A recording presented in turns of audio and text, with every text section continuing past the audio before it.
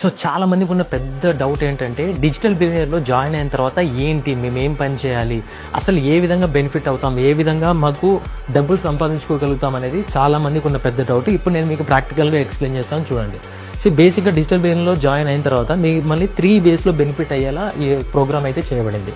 So ఫస్ట్ది వచ్చేసి once మీరు కోర్స్ నేర్చుకున్న తర్వాత స్కిల్స్, దాని రిలేటెడ్ స్కిల్స్ మీద ప్రాజెక్ట్స్ చేసి సంపాదించుకునేలా, అది కూడా వెబ్సైట్ నుంచి చేసుకునేలా సెట్ చేసామన్నమాట. ఓకే, సో ఫస్ట్ది freelancing, real projects, real money. అంటే మనము వన్స్ కోర్స్ నేర్చుకున్న తర్వాత బయట ఎక్కడికో వెళ్ళి ప్రాజెక్ట్స్ చేసుకోవాలనేది కాదనమాట. ఓకే, వెబ్సైట్ నుంచి వర్క్ చేసుకునేలా మేమైతే చేస్తున్నాము. అండ్ ఇన్ కేస్ మీరు బయట చేసుకోవాలనుకున్నా చేసుకోవచ్చు, ఇట్స్ నాట్ మ్యాండేటరీ. ఓకే, ఇది ఒకటి ఫస్ట్ పాయింట్.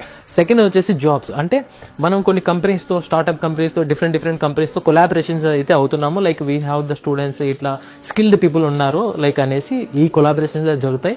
డైరెక్ట్ మన కంపెనీ నుంచి రిక్రూట్మెంట్ కూడా జరుగుతుంది. ఓకే, ఇకపోతే థర్డ్ వచ్చేసి అఫిలియేట్